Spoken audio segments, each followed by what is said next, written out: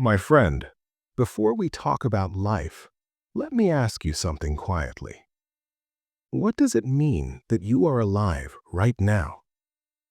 Not breathing, not thinking, not feeling, but alive.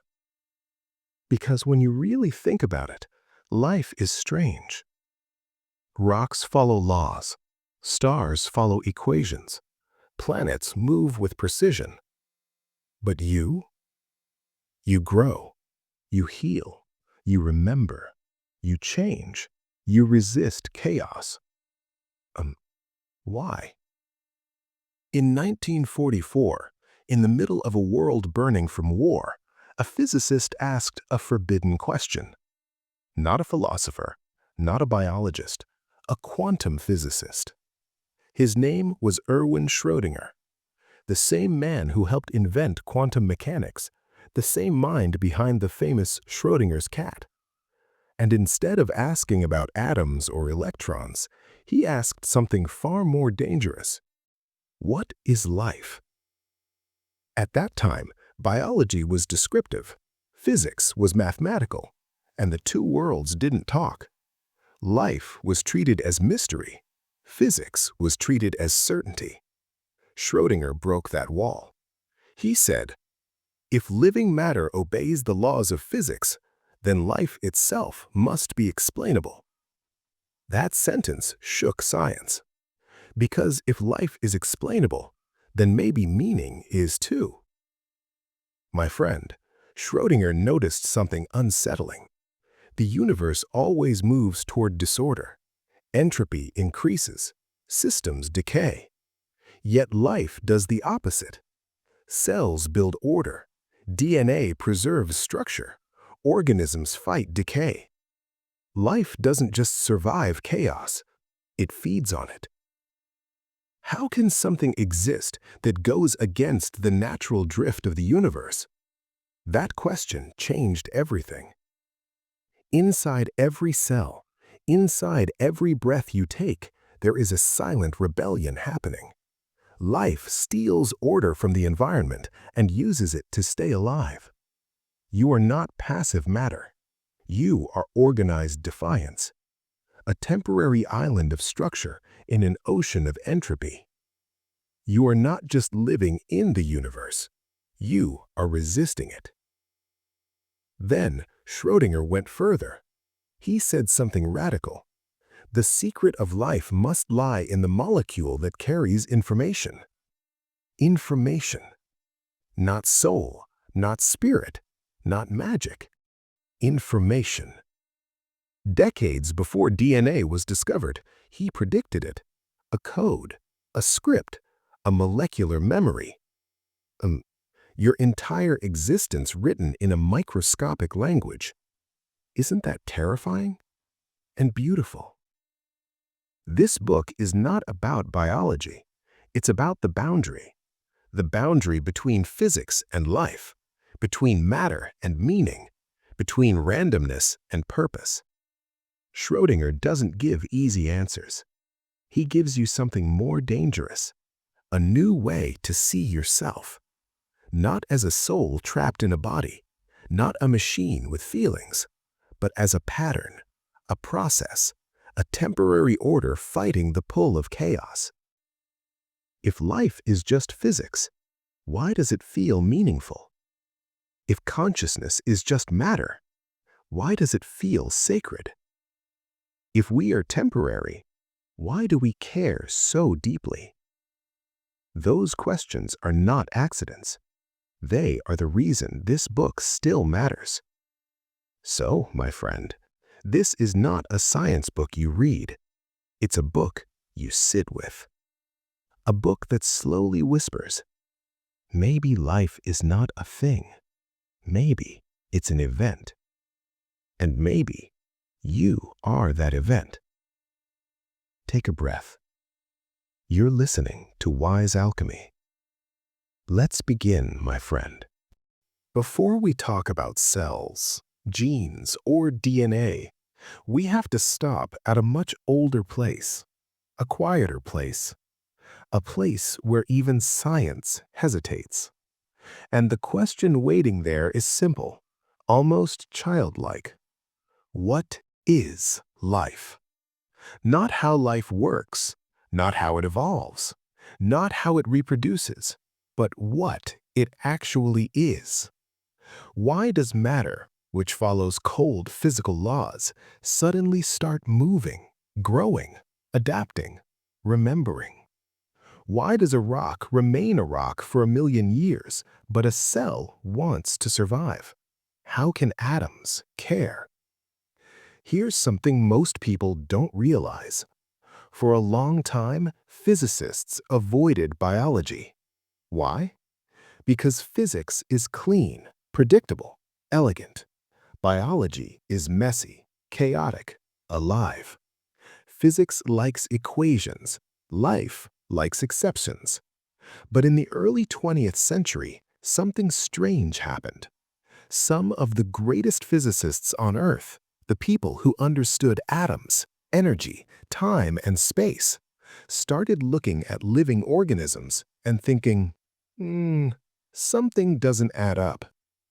Life seemed to resist disorder, but physics says disorder always increases. This bothered them deeply. A stone obeys the laws of physics. A crystal obeys the laws of physics. A gas obeys the laws of physics. But none of them fight decay. Life does. A living organism constantly repairs itself, maintains structure, consumes energy to stay ordered. This is strange, because according to thermodynamics, everything should fall apart over time. Yet life says, no, not yet. Life delays chaos. The question Schrödinger asked was dangerous. How can life exist at all without breaking the laws of physics? Erwin Schrödinger wasn't a biologist.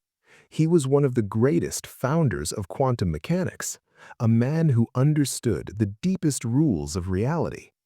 And yet, life bothered him. Because when he looked at living cells, he didn't see magic. He saw matter, atoms, molecules, energy. So he asked, if life is made of matter, then life must obey physical laws. But if it obeys physical laws, why does it behave so differently? This wasn't curiosity. This was obsession. At the time Schrödinger asked this question, biology was mostly descriptive. It cataloged plants, observed animals, studied organs. But it didn't ask why life exists physically. Schrödinger crossed a boundary. He asked, is life just complicated chemistry? Or is there a new principle hiding inside living matter? Does life require new laws of physics? This question made scientists uncomfortable, because if life follows different rules, then physics isn't complete. And if physics isn't complete, our understanding of reality isn't either. Here's the quiet truth, my friend. We still don't fully know what life is. We know DNA now, we know genes, we know cells, but the essence, still mysterious. We can copy life, edit life, modify life, but we still struggle to define it. Is a virus alive? Is artificial intelligence alive? Is consciousness life or something else? This is why Schrödinger's question refuses to die, because every breakthrough in history began with someone asking, why does this exist at all? Life is not just something we study, it's something we are. And when we ask what life is, we are secretly asking, what are we? After asking, what is life? The next shock Schrödinger delivers is this. Life does not break the laws of physics, not even a little. No hidden magic, no special exception, no secret force reserved for living things. And yet, life feels different from everything else in the universe. So the question becomes sharper. If life follows the same laws as dead matter, why doesn't it behave like dead matter? Look around. Stars burn out, mountains erode, machines rust, buildings collapse. Everything moves toward disorder. Physics even has a name for this tendency: entropy, the natural drift from order to chaos. Left alone, systems fall apart, but living organisms do the opposite. Your body maintains structure. Cells repair themselves, wounds heal. DNA copies itself with incredible precision. By all physical logic, this shouldn't happen. So Schrödinger asks, how does life resist the universal slide into chaos without breaking physics? At the time Schrödinger was writing, biology was still borrowing ideas from classical physics, the physics of clocks, gears, and predictable motion. But classical physics struggled to explain how cells stay organized, how traits pass from one generation to the next, how stability exists inside constant molecular chaos. Living systems seemed too precise, too stable, too coordinated. Life looked like an insult to disorder. And that's when Schrödinger introduced a radical idea. Life survives by feeding on order. Living organisms don't violate entropy, they export it. A cell stays ordered by dumping disorder into its surroundings. You eat food, high order, your body uses that order to maintain structure. Waste heat and waste matter are expelled. So locally, inside you, order increases. But globally, in the universe, entropy still rises. Life doesn't escape physics, it negotiates with it. Imagine a candle flame. It looks stable, but it only exists because energy flows through it. Stop the flow, the flame dies. Life is similar, but far more sophisticated. Cells are open systems, constantly exchanging energy and matter with the environment. They don't fight physics, they ride it. This is why life collapses the moment energy stops flowing. Death is not chaos invading life. Death is energy flow ending. Here's where Schrödinger becomes visionary. If atoms are constantly vibrating, molecules constantly colliding, thermal noise everywhere, then how does life remain so precise? How does DNA copy itself so accurately? How does order survive at microscopic scales? Classical physics couldn't answer that. So Schrödinger looked towards something new, something still emerging at the time: quantum physics. Schrödinger suspected that the secret of life was hidden not in large structures, but in small-scale stability, at the atomic level, at the molecular code level, at the place where randomness meets structure. He didn't know about DNA, but he predicted its nature. He imagined life being controlled by a stable molecular code, resistant to thermal chaos, precise enough to carry information. This thought would later inspire Watson, Crick, and the discovery of the double helix. But right now, in this chapter, Schrödinger is laying the foundation. Life is lawful, but its laws operate at a deeper level. So, my friend, this thought leaves us with a powerful realization. Life is not supernatural, but it is finely balanced on the edge of chaos. Too much order, and nothing changes. Too much chaos, and nothing survives. Life exists in the narrow corridor between the two, and that corridor is where the deepest science begins. Matter doesn't want to be alive, and yet, under the right conditions, it organizes itself into something that asks questions, including this one. If you look closely at the universe, you'll notice a quiet rule operating everywhere. Things fall apart. Stars burn out. Mountains erode. Buildings crumble. Machines rust. Bodies age. This rule has a name in physics: entropy. Entropy means disorder. It means chaos slowly winning. It means that over time, everything tends toward randomness. And yet, life exists. Not just exists, but organizes itself. How? Here's the paradox Schrödinger couldn't ignore. According to physics, systems naturally move from order to disorder. But living organisms do the opposite. A baby grows into a complex human. Cells arrange themselves into organs. Brains wire themselves into thought. Forests grow from dirt. Civilizations emerge from dust. Life seems to swim against the current of the universe. So Schrödinger asked the uncomfortable question: how does life maintain order while everything else collapses into chaos? This question shook biology. Imagine a neat room. If you do nothing, it becomes messy. That's entropy. Order requires effort. Disorder happens automatically. Now apply this to the universe. The universe is constantly drifting toward disorder. Energy spreads out. Heat dissipates. Structure decays. Life should not exist. Yet here you are, breathing, thinking, holding structure together for decades. That's not normal. That's revolutionary. Here's Schrödinger's breakthrough insight. Life doesn't break the laws of physics. It uses them cleverly. Living organisms export entropy. They take in energy, food, sunlight, oxygen, and use it to maintain internal order. But they don't destroy entropy. They push it outward. Waste, heat, decay. Life stays ordered by making the environment more disordered. Life survives by feeding on disorder. That's the secret. Think about it, my friend. You need to eat every day, sleep every night, breathe constantly. Why? Because the moment energy stops flowing, entropy wins. Your body begins to fall apart.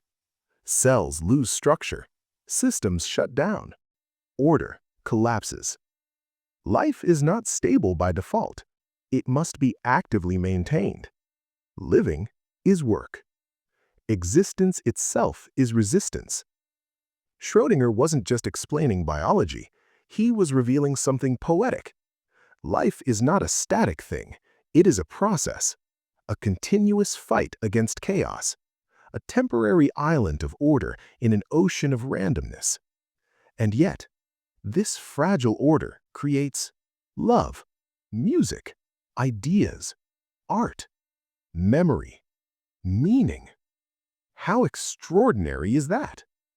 This idea inspired molecular biology, DNA research, information theory, systems biology, and modern genetics.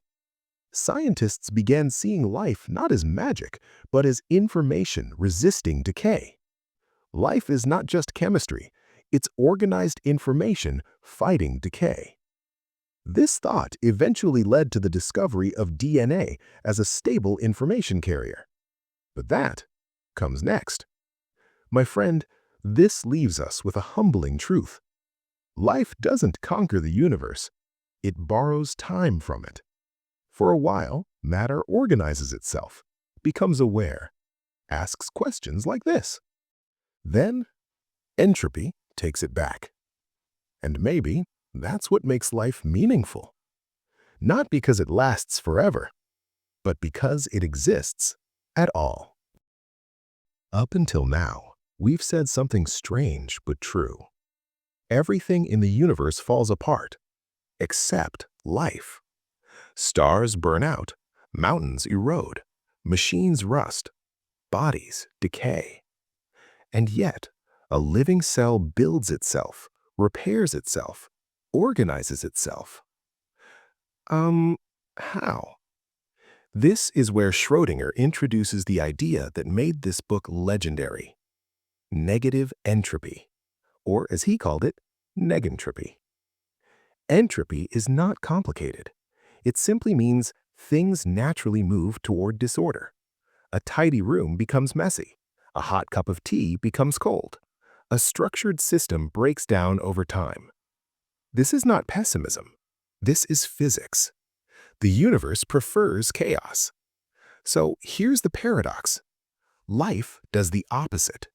Life creates order.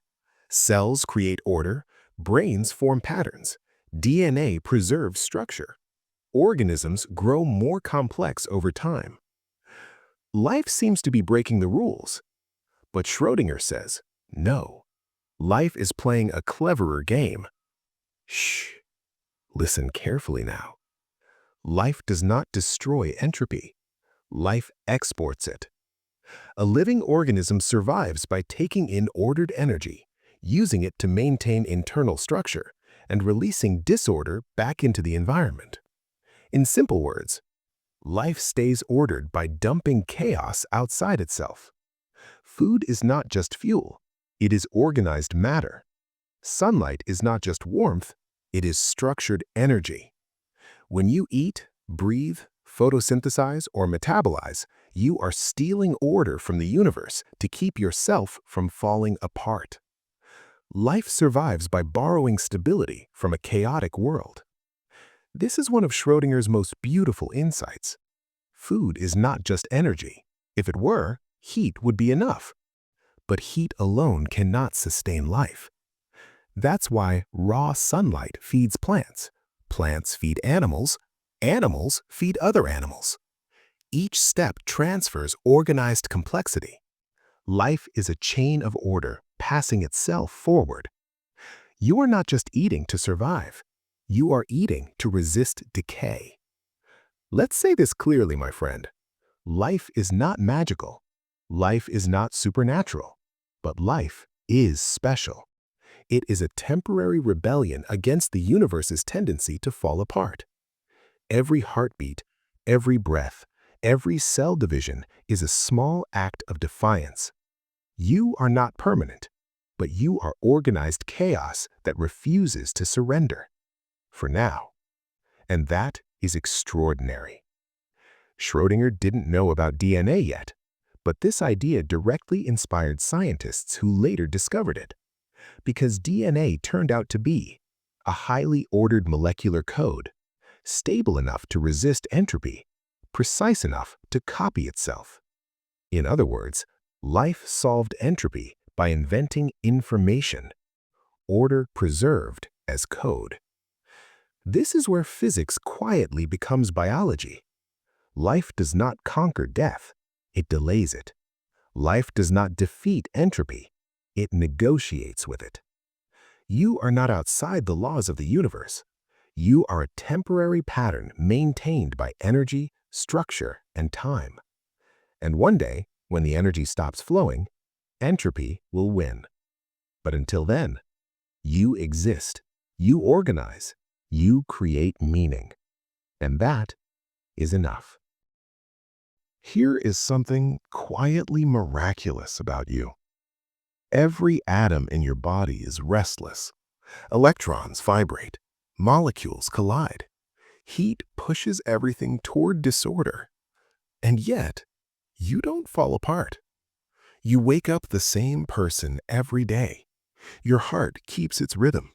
Your cells rebuild themselves with astonishing precision. Why doesn't life collapse the way everything else does? In physics, instability is normal. Atoms decay, structures erode, systems drift toward chaos. Left alone, matter prefers randomness. So Schrödinger asked a radical question. If matter naturally decays, why does a living organism stay organized for decades? A rock erodes, a machine breaks, but a tree grows stronger, a body heals itself. Life isn't just resisting decay, it's actively maintaining order. The answer isn't magic, it's structure. Life is built on extraordinarily stable molecular frameworks, especially proteins and DNA.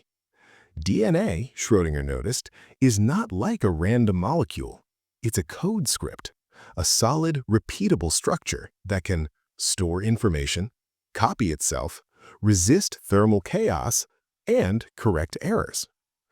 This was revolutionary thinking in the 1940s. Before DNA was even discovered, Schrödinger predicted that life must rely on a stable, non-repeating molecular pattern. And he was right. Your body is constantly being rebuilt.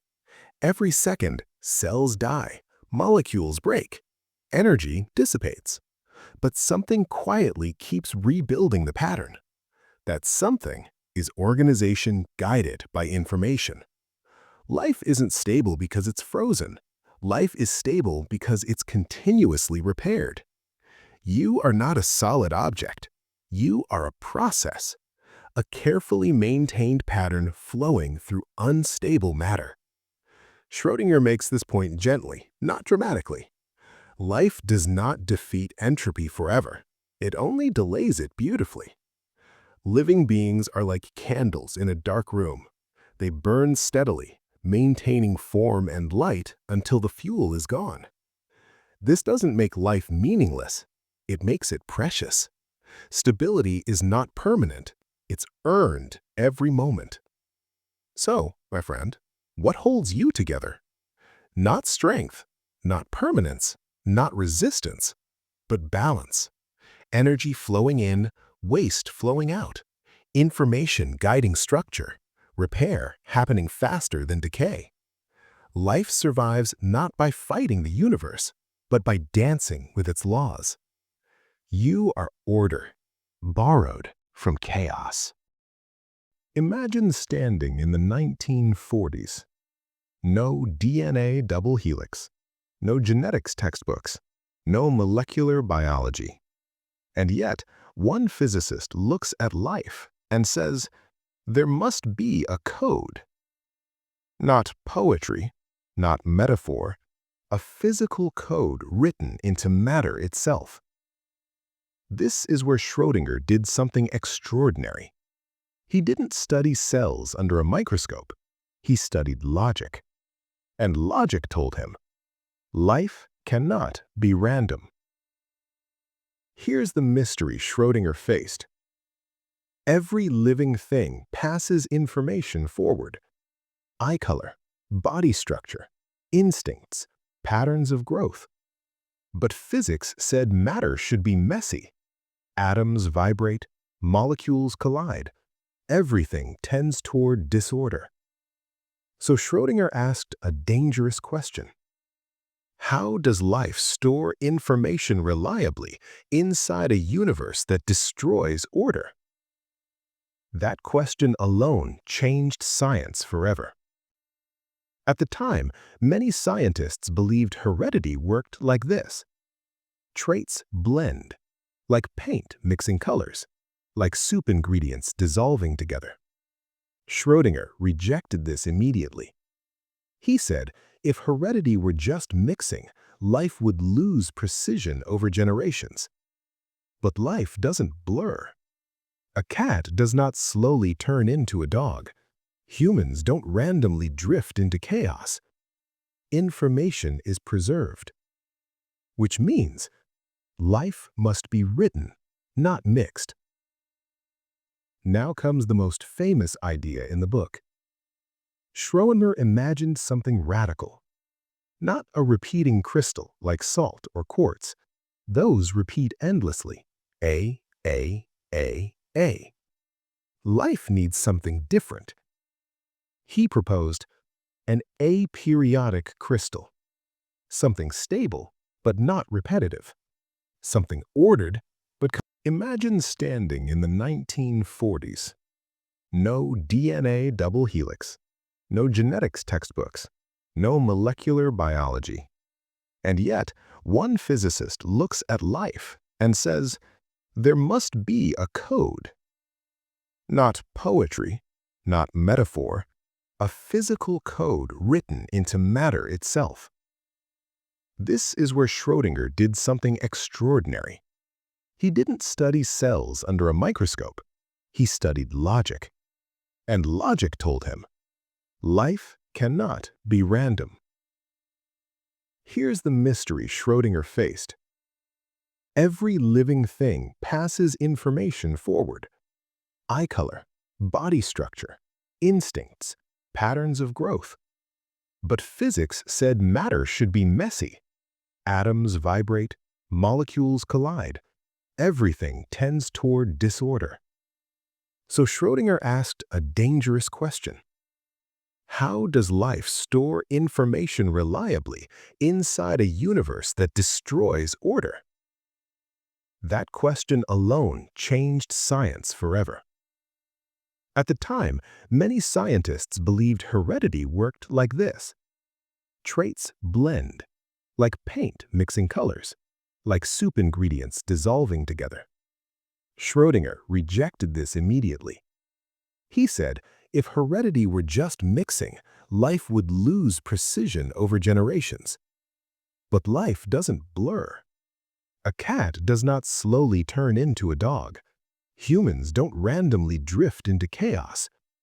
Information is preserved, which means life must be written, not mixed. Now comes the most famous idea in the book. Schrödinger imagined something radical.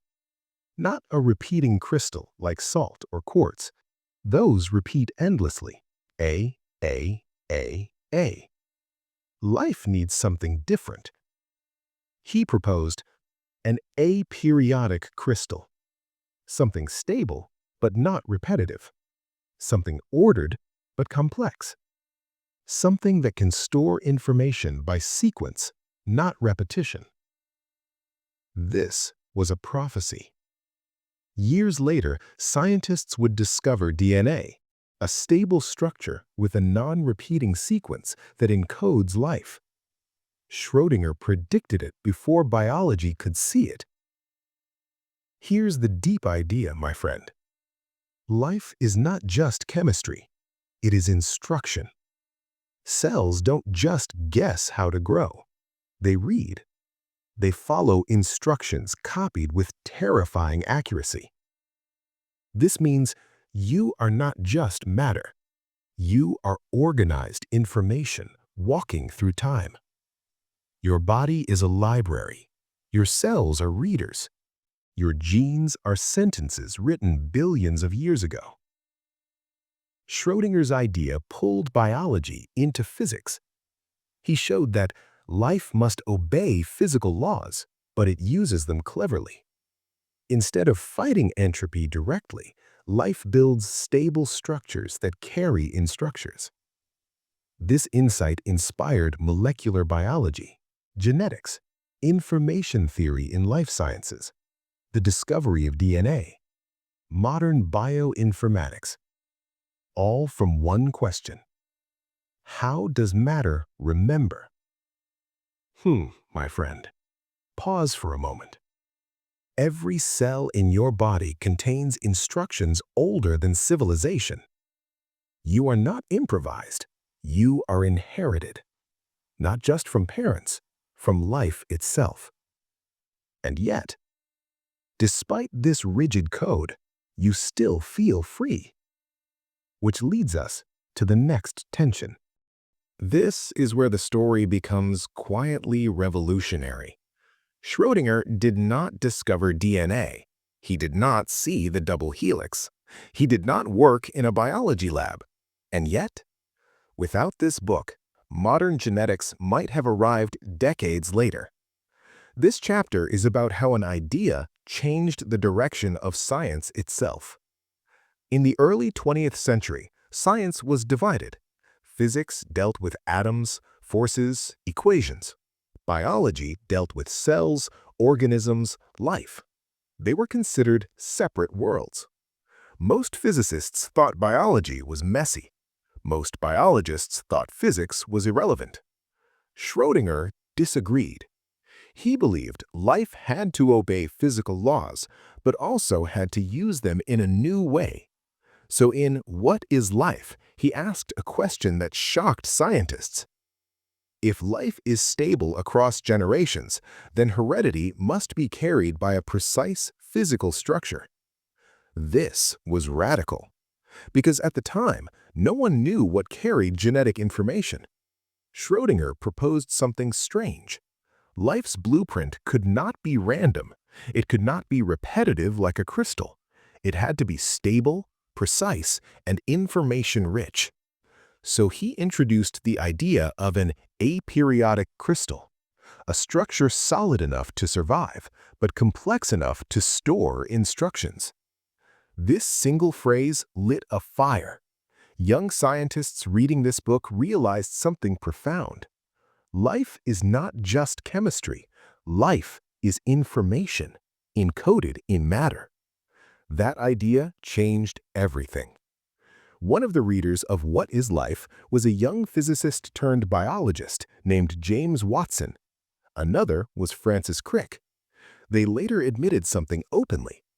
Schrödinger's book convinced them that genes must have a physical structure capable of storing information.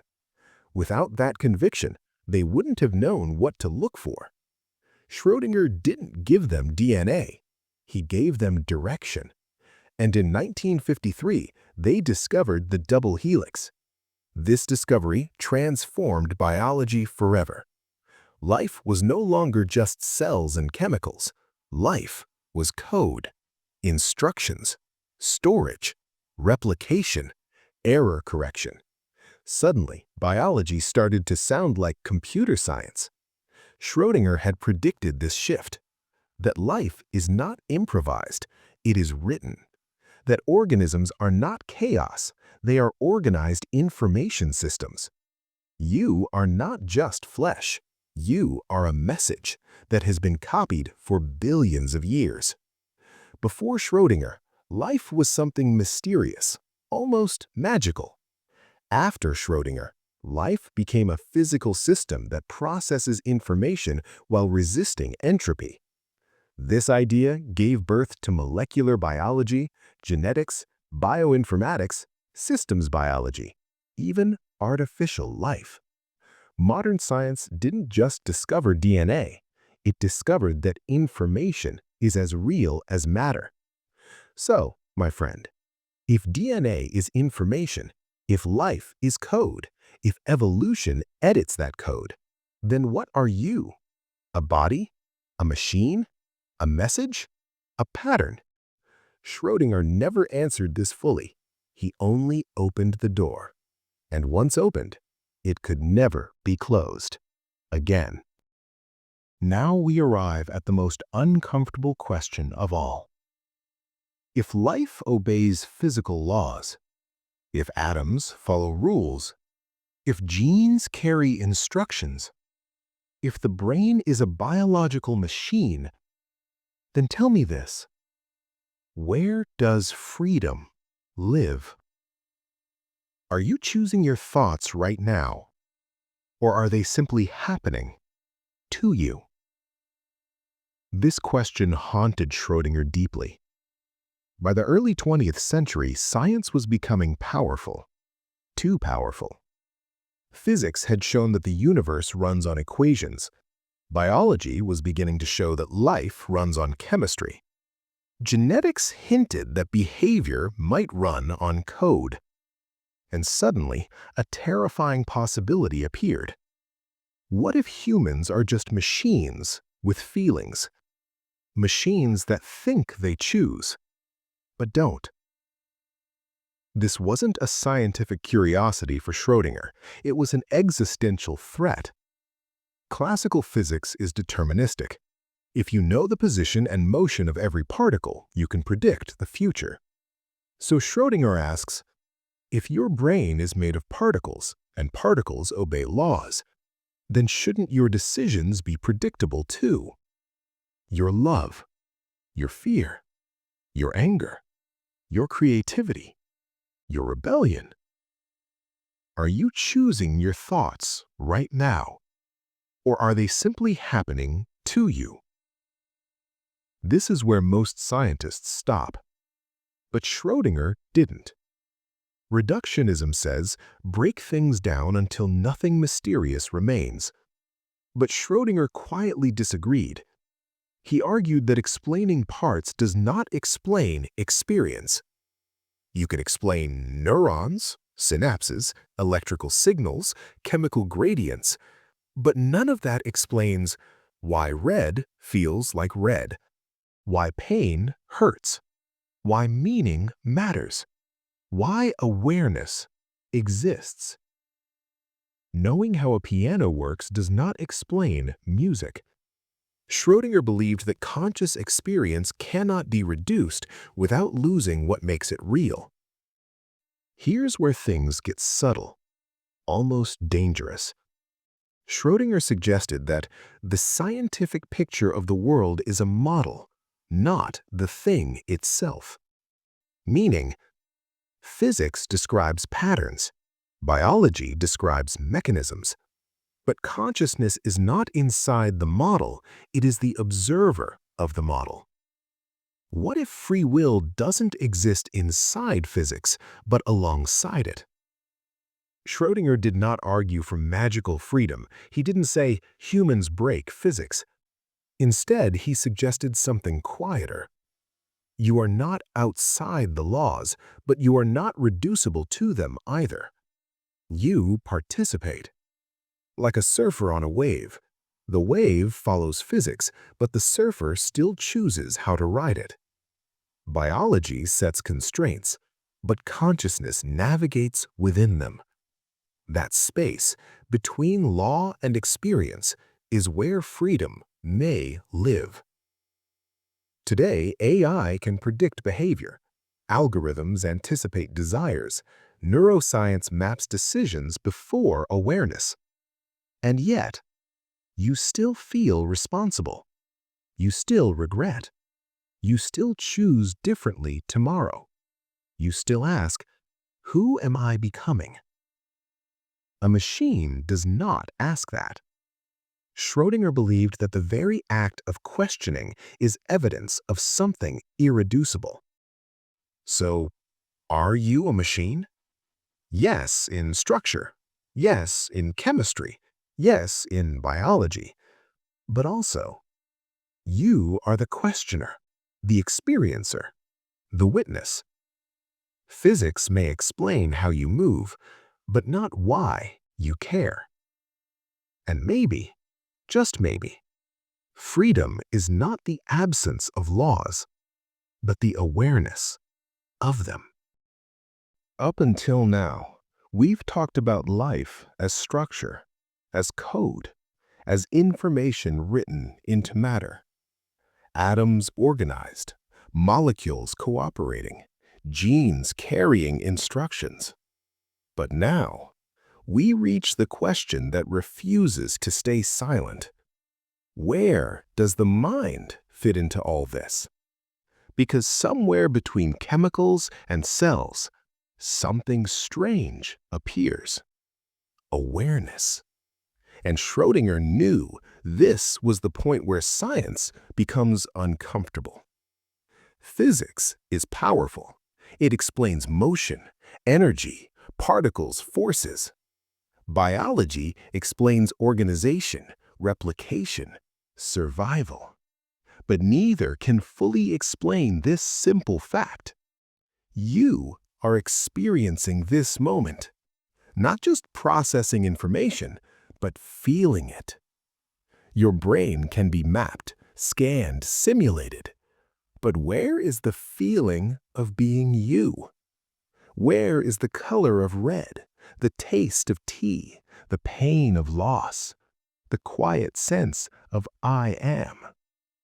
Schrödinger realized something radical. No physical description of matter includes experience itself. And that bothered him deeply. As a physicist, Schrödinger lived inside quantum mechanics, a world where observation matters. In quantum theory, particles don't have definite states until they are observed. The observer is not separate from reality. This led to Schrödinger's a shocking thought. What if mind is not a product of the universe, but a participant in it? Not an afterthought, not a side effect, but something fundamental. Science loves breaking things down. Life to molecules, mind to neurons, thought to electrical signals. But Schrödinger warned, when you reduce consciousness too far, You don't explain it, you remove it. You can describe the brain firing, but that doesn't explain why firing feels like something. A radio can be taken apart, but music doesn't exist in the wires. Likewise, consciousness might not be inside matter the way weight or charge is. It may be something that uses matter. Here, Schrödinger steps beyond Western science and quietly nods to Eastern philosophy. He suggests something daring. The multiplicity of minds may be an illusion. What if consciousness is singular, appearing through many forms, like one light shining through many windows? This doesn't mean we are the same person. It means awareness itself may be shared, while experiences differ. A controversial idea, yes, but Schrödinger wasn't afraid of uncomfortable truths. So who is watching the universe? Maybe the universe is watching itself through us, through living systems capable of reflection. In that sense, life organizes matter. Mind gives meaning to organization. Consciousness allows the universe to know it exists. You are not separate from reality. You are how reality becomes aware. Schrödinger never claimed to have final answers, but he left us with a boundary.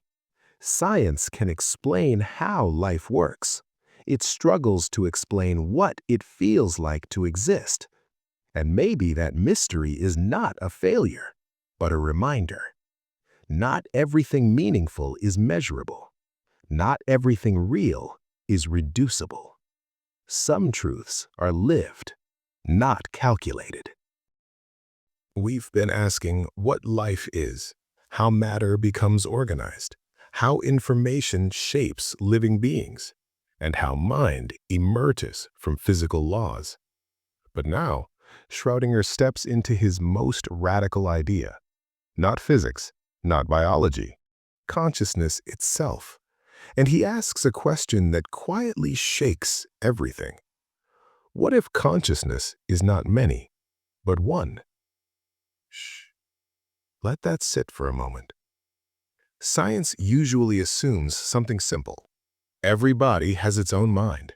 Your thoughts are yours. My thoughts are mine. Billions of brains, billions of consciousnesses. But Schrödinger wasn't convinced.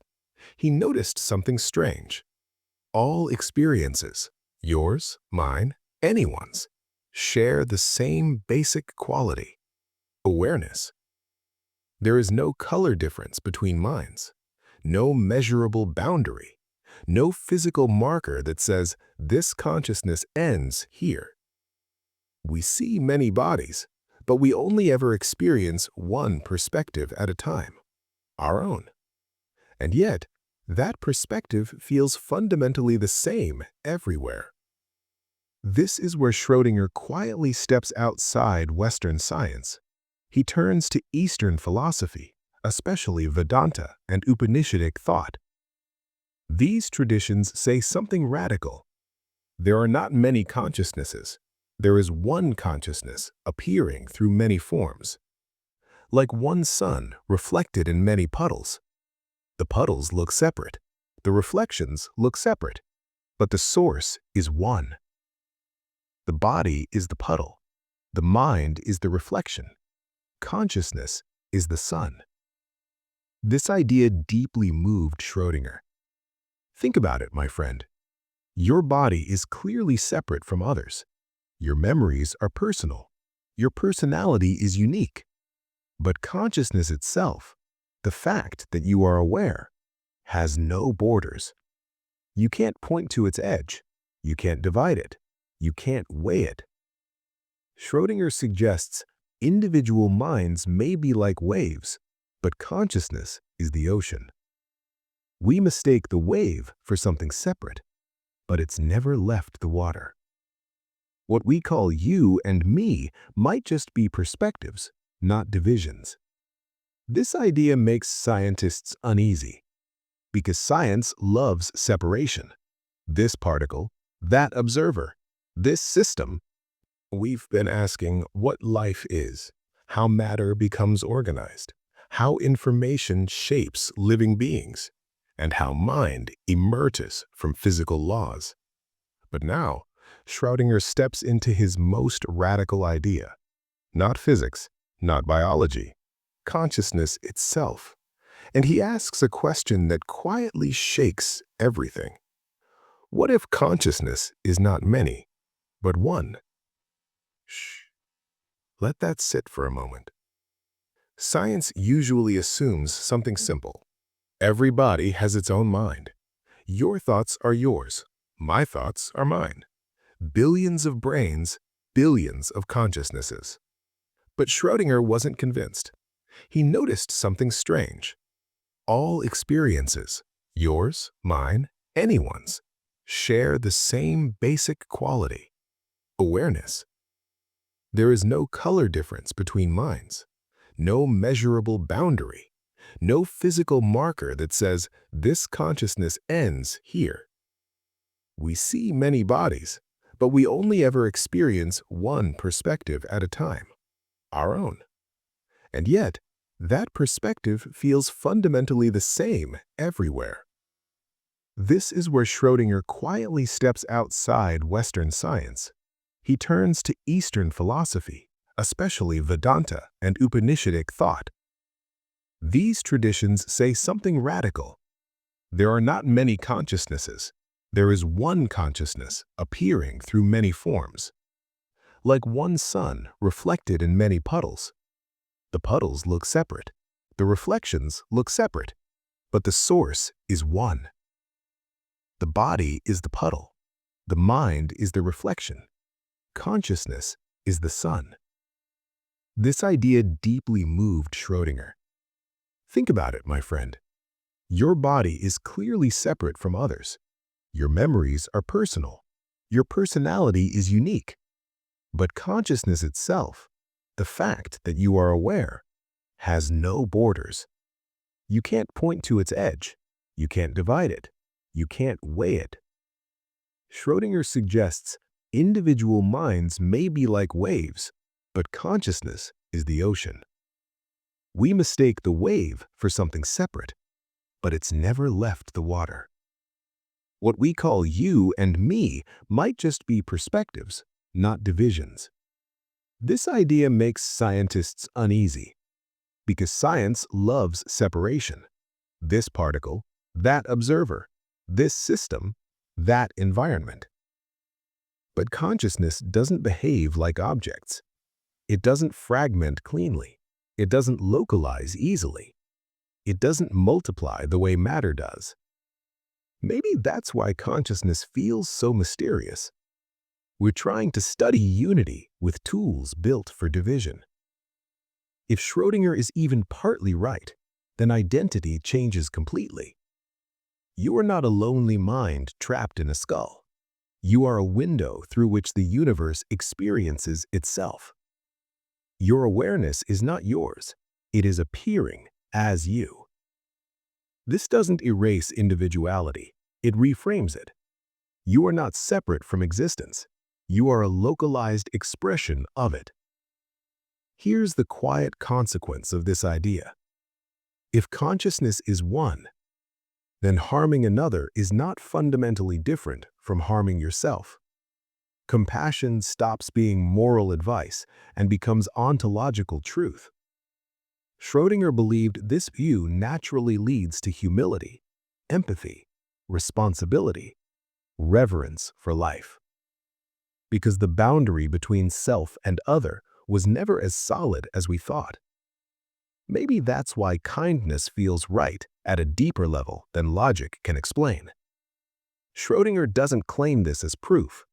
He offers it as a necessary philosophical possibility, a reminder that life is not just chemistry, mind is not just computation, and consciousness may be far more fundamental than matter itself.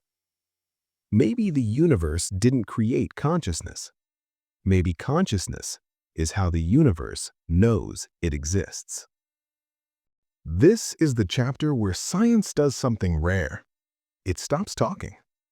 Not because it has failed, but because it has reached the edge of what it can say. Schrödinger knew this moment was coming. After atoms, entropy, genetic codes, and physical laws, after explaining how life maintains order, how information guides heredity, how matter organizes itself into living form, there is still something left, something untouched, something silent. Physics is powerful because it reduces complexity. Give it motion, it gives you laws. Give it heat, it gives you entropy. Give it matter, it gives you structure. But then Schrödinger asks, what about experience? What about pain, love, color, thought, the feeling of being you? No equation contains fear. No formula explains awe. No law predicts meaning. Science describes how things behave, but not why they are felt. And Schrödinger was honest enough to admit it. Modern science loves reductionism. Break the whole into parts and explain everything. Cells to molecules, molecules to atoms, atoms to particles. But Schrödinger points out a limit. You can reduce the brain forever and still never find experience inside it. You will find neurons firing, electrical signals, chemical reactions, but nowhere will you find this is sadness, this is joy, this is awareness. Something essential refuses to be reduced. Schrödinger doesn't call this a failure. He calls it humility. Science, he says, was never meant to explain everything. It was meant to explain patterns. Consciousness is not a pattern you can weigh. It is the field in which all patterns appear. You don't observe awareness. You observe through it. And that changes everything. Here's the quiet wisdom of this chapter, my friend. Mystery is not a flaw in knowledge. Mystery is what keeps knowledge honest. If science explained everything, curiosity would die. Wonder would end. Meaning would collapse into certainty. Schrödinger believed mystery is necessary, not to confuse us, but to remind us we are participants in reality, not just observers of it. We are not outside the universe studying it. We are inside it, asking questions about ourselves. So Schrödinger ends not with answers, but with reverence. Science gives us power, but mystery gives us wisdom. Science tells us what we are made of. Mystery reminds us we are more than what we are made of. And maybe, my friend, that balance is what keeps us human. My friend, after everything we've explored, atoms, entropy, genes, information, mind, consciousness, we arrive at the strangest realization of all. Schrödinger never really answered the question, and maybe that was the point. Because what is life is not a question meant to be solved. It is a question meant to keep us awake. Science loves objects, particles, systems, mechanisms. But life refuses to sit still. Life is not a substance you can point to, not a molecule, not a formula, not even DNA itself. DNA is just ink. Life is the story being read. Life is not matter. It is matter behaving in a very particular way. Organized, persistent, resisting decay, holding form against time. Life is a process, not a possession. Earlier, we spoke about entropy, how everything in the universe tends toward disorder. Stars burn out, mountains erode, bodies decay. And yet, life does the opposite. It builds, it maintains, it repairs, it remembers. Life is not violating the laws of physics, it is dancing delicately within them, borrowing energy, borrowing order, borrowing time, just long enough to experience itself. Schrödinger hinted at something revolutionary long before computers ruled the world. Life is not just chemistry, It is information stored in matter, instructions, patterns, memory. Your body is not just flesh, it is a library billions of years old. Every cell carries a message from the past. Continue. You are not only alive, you are inherited persistence. And then there is consciousness, the part science still struggles to touch. Your thoughts are not heavy, your memories have no mass, your feelings are not particles, and yet they exist. Schrödinger believed mind and matter were not separate things, but different expressions of the same underlying reality. Maybe life is the universe learning how to experience itself. Maybe awareness is not an accident, but an inevitability. Life is not separate. Here's the quiet truth, my friend. You are not in the universe. You are of it. The atoms in your body were forged in ancient stars. The laws that govern galaxies govern your heartbeat. The same entropy you resist will one day reclaim you. And that's not tragic. That's unity. Why the question matters more than the answer. Schrödinger ends not with certainty, but with humility. Science explains how. It may never fully explain why. And that's okay, because mystery is not failure, it is depth. If life were fully understood, it would lose its wonder. The question, what is life, keeps science honest, keeps philosophy alive, keeps humans curious.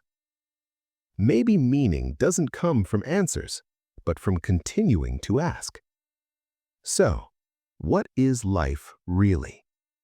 It is order resisting chaos, information flowing through time, matter briefly becoming meaning, the universe asking questions through you. You are not just alive. You are the question asking itself. And that's it for today, my friend. You were listening to Wise Alchemy. The story ends here for now, but you and I will meet again. Thank you.